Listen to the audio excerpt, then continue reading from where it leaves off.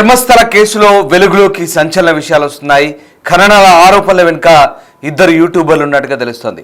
చిన్నయ్యతో ఆరోపణలు చేయించారు యూట్యూబర్లు అభిషేక్, సమీర్పై తీవ్ర విమర్శలు వస్తున్నాయి. మరోవైపు చిన్నయ్య విచారణతో మరిన్ని నిజాలు వెలుగులోకి వచ్చాయి. గతంలో కోర్టుకు తీసుకెళ్లి పుర్రెను చూపించారు, క్షుణ్ణంగా పరిశీలించారు స్పెషల్ ఫోరెన్సిక్ టీం. పుర్రెకు అంటుకున్న మట్టి మహేష్ శెట్టి తిమరోడికి చెందిన రబ్బర్ తోటలో ఉందని గుర్తించారు. చిన్నయ్యకు అసిస్టెంట్గా ఉన్న మహేష్ శెట్టి తిరుమడి ఆ రబ్బర్ తోటలో మరిన్ని మృతదేహాలు ఉన్నాయనే అనుమానాలు కూడా వ్యక్తమవుతున్నాయి. చిన్నయ్యకు నార్కో అనాలిసిస్ టెస్ట్ నిర్వహించాలని నిర్ణయించారు. ఇక కోర్టు అనుమతి తీసుకోనున్నారు పోలీసులు. మృతదేహాలను ఖననం చేసేందుకు చిన్నయ్య 4 లక్షలకు బేరం కుదుర్చుకున్నట్టుగా సమాచారం.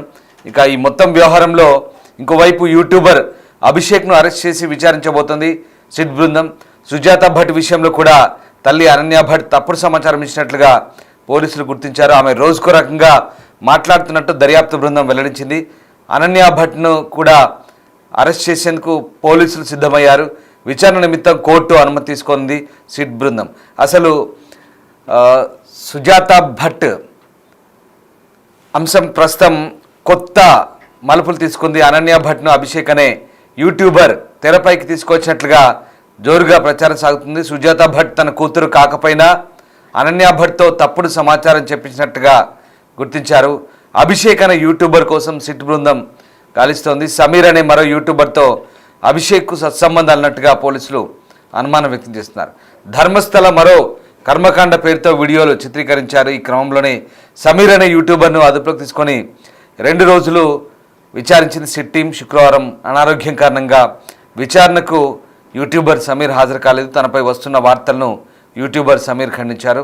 తాను 35 లక్షలకు డీల్ కుదుర్చుకున్నట్లుగా వస్తున్న వార్తలు పూర్తిగా అవాస్తవం అంటూ క్లారిటీ ఇచ్చారు.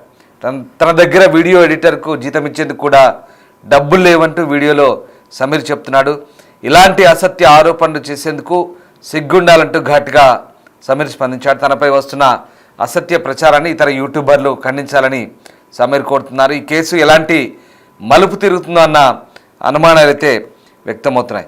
మొత్తం మీద ధర్మస్థల వ్యవహారానికి సంబంధించి అనేక కన్ఫ్యూజన్ కొనసాగుతోంది. ధర్మస్థలలో తాను వందలాది మృతదేహాలను ఖననం చేశారని ప్రకటించిన నిందితుడు చిన్నయ్యకు ప్రత్యేక దర్యాప్తు బృందం తీవ్రంగా విచారిస్తోంది. గతంలో ఇచ్చిన వాంగ్మూలానికి ఇప్పటి విచారణ చెప్తున్న అంశాలకు పొంతలేదని అధికారులు గుర్తించారు. న్యాయస్థానం ముందు చూపించిన పుర్రెకు అంటుకున్న మట్టి, అలాగే సహకార్యకర్త మహేష్ శెట్టి తిమరోడి రబ్బర్ తోటలోని మట్టికి సరిపోలిందంటూ ఫోరెన్సిక్ ప్రయోగశాల అధికారులు ప్రాథమిక పరీక్షల్లో గుర్తించారు. దీనికి సంబంధించి మరో విడత పరీక్షలు చేయాల్సి ఉందంటూ అధికారులు చెప్తున్నారు. తనకు 4 లక్షలు కిరాయి ఇవ్వడంతోనే తాను మృతదేహాలను ఖననం చేశానని నిందితుడు చెప్పినట్టుగా తెలుస్తుంది. మరోవైపు సుజాత భట్ విచారణను సిట్ అధికారులు కొనసాగించారు. అనన్య భట్ తన కుమార్తె కాకపోయినా తప్పుడు సమాచారాన్ని ఇచ్చిందని గుర్తించారు. రోజుకో రకంగా మాట్లాడుతున్న ఆమెను అరెస్ట్ చేసి విచారించేందుకు న్యాయస్థానం అనుమతి తీసుకుంటామంటూ అధికారులు చెప్తున్నారు. అభిషేక్ అనే యూట్యూబర్ చెప్పినట్లు తాను అనన్య భట్ను తెరపైకి తీసుకొచ్చానని ఆమె చెప్పారు. గతంలో ధర్మస్థల మరో కర్మకాండ పేరిట అతను ఒక వీడియో చేశాడంటూ అధికారులు గుర్తించారు. అతన్ని అరెస్ట్ చేసేందుకు దర్యాప్తు చేపట్టామని సిట్ చెప్తోంది. ఇక బెల్తంగడి సిట్ ఆఫీస్లో 2 రోజుల విచారణకు హాజరైన యూట్యూబర్ సమీర్ శుక్రవారం నాటి విచారణకు మాత్రం హాజరు కాలేదు. తనకు అనారోగ్యంగా ఉందని మరో రోజు వస్తానంటూ న్యాయవాదితో కబురు పంపాడు. సౌజన్యకు న్యాయం పేరిట పోరాటం చేస్తున్న ఒకప్పటి ఎస్ఐ గిరీష్ మట్టన్నవరపై చర్యలు తీసుకోవాలంటూ సహకార్యకర్త కావేరీ కేదార్నాథ్ మహిళా కమిషన్కు ఫిర్యాదు ఇచ్చారు. ధర్మస్థల్లో ఏటా నిర్వహించే సామూహిక వివాహాలను అవహేళన చేస్తూ మట్టన్నవారు వ్యాఖ్యలు చేస్తున్నారంటూ ఆమె ఫిర్యాదులు చెప్తున్నారు. ఇక ధర్మస్థల గురించి ఎందరూ తప్పుడు ప్రచారం చేసినా నిజాన్ని ఎప్పుడు నిలకడగా ఉంటుందంటూ ధర్మాధికారి వీరేంద్ర హెగ్డే చెప్తున్నారు. కొందరు మహిళలు భక్తులు ధర్మస్థలకు మద్దతుగా ఆందోళనలు చేస్తున్నారని, ఎవరూ తమ సహనాన్ని కోల్పోద్దంటూ విజ్ఞప్తి చేస్తున్నారు. సో మొత్తం మీద ధర్మస్థల్లో ఈ సుజాత భట్ వ్యవహారం కూడా ఇప్పుడు ఆసక్తికరంగా ఉంది. ఆమె మొబైల్ ఫోన్ను సిట్ స్వాధీనం చేసుకుంది. అలాగే కేసుకు సంబంధించిన కీలక పత్రాలను సేకరించింది. ఆ వాదనలను ధృవీకరించడానికి మరిన్ని ఆధారాలు ఉందంటూ సిట్ చెప్తుంది. 2003లో ధర్మస్థల పర్యటన తర్వాత తన కుమార్తె అనన్య భట్ తప్పిపోయిందని సుజాత భట్ చేసిన వాదనలు అబద్ధమంటూ సిట్ బృందం ప్రాథమిక దర్యాప్తులో తేల్చింది. తనకు అనన్య అనే కుమార్తె ఉందని నిరూపించడానికి సుజాత భట్ ఎటువంటి పత్రాలను అందించడంలో విఫలమయ్యారంటూ ఆ వర్గాలు చెప్తున్నాయి. ఇక ప్రాథమిక దర్యాప్తు ప్రకారం అనన్య అనే కుమార్తె ఉందని వచ్చిన వాదనలో అబద్ధమని, ఇప్పటివరకు జరిగిన దర్యాప్తులో ఆమె ఫిర్యాదు కూడా మొత్తం అబద్ధమంటూ తేలింది. తన పూర్వీకుల ఆస్తిని తిరిగి పొందమని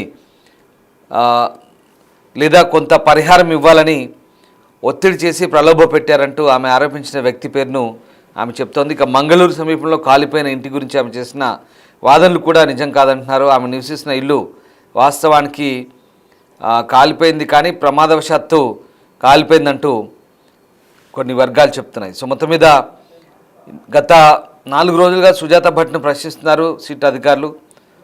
సుజాత భట్ మొబైల్ ఫోన్ స్వాధీనం చేసుకుని కేసు సంబంధించిన కీలక పత్రాలను సేకరించారు. ఇక ఇప్పటి వరకు జరిగిన దర్యాప్తు ఆధారంగా 50 పేజీల స్టేట్మెంట్ నివేదికను ఇప్పటికే తయారు చేసినట్టుగా సిట్ అధికారులు చెప్తున్నారు. సో మొత్తం మీద సామూహిక ఖననం కేసుకు సంబంధించి ధర్మస్థల ఆలయాన్ని దాన్ని వంశపారపర్య అధిపతి వీరేంద్ర హెగ్డే అతని కుటుంబాన్ని లక్ష్యంగా చేసుకున్న పరువు నష్టం కలిగించే కంటెంట్ను వెంటనే తొలగించాలంటూ కూడా మరోవైపు శుక్రవారం బెంగళూరు కోర్టు ఆదేశించింది. 17వ అదనపు సిటీ సివిల్ సెషన్స్ కోర్టు తీర్పు సుప్రీంకోర్టులో గతంలో ఇచ్చిన ఆదేశాలను అనుసరించింది.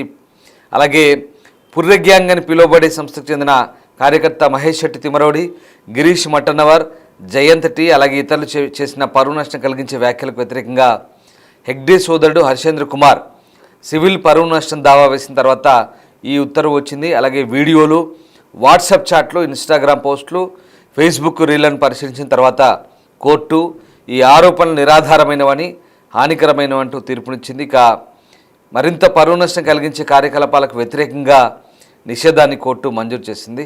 సో మొత్తం మీద ఈ ఆరోపణలు చిన్నయ్యతో యూట్యూబర్లు చేయించారంటూ వస్తున్న వార్తల నేపథ్యంలో ప్రస్తుతం ఈ అంశం కన్ఫ్యూజన్ క్రియేట్ అవుతుంది. ఓవరాల్గా ఈ ధర్మస్థల వ్యవహారంలో అభిషేక్ అలాగే సమీర్ అనే ఇద్దరు యూట్యూబర్లు కూడా పనిగట్టుకొని ధర్మస్థల వ్యవహారాన్ని పూర్తిగా తప్పుదో పట్టించారంటూ ఆరోపణలు అయితే వస్తున్నాయి. మరోవైపు యూట్యూబర్ సమీర్ మాత్రం తనపై వస్తున్న ఆరోపణలు ఖండించారు. ఒకసారి చూద్దాం. ಹೇಳೋದ್ರಲ್ಲೂ ಜಾತಿ ಧರ್ಮ ಅನ್ನೋದು ಎಲ್ಲಿಂದ ಬಂತು ನನಗಂತೂ ಗೊತ್ತಿಲ್ಲ.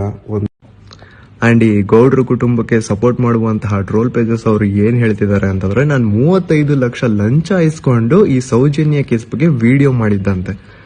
ನಾಚಿಕೆ ಆಗ್ಬೇಕ್ಲಿ ನಿಮಗೆಲ್ಲ, ಏನಂತ ಯೋಚನೆ ಮಾಡ್ತಿರೋ? ನಾನು ಎಡಿಟರ್ಗೆ ಪೇ ಮಾಡೋದಕ್ಕೆ ನನ್ನ ಹತ್ರ ದುಡ್ಡಿಲ್ಲ, ನಾನ್ 35 ಲ್ಯಾಕ್. ನಾಚಿಕೆ ಆಗ್ಬೇಕು ನಿಮಗೆ.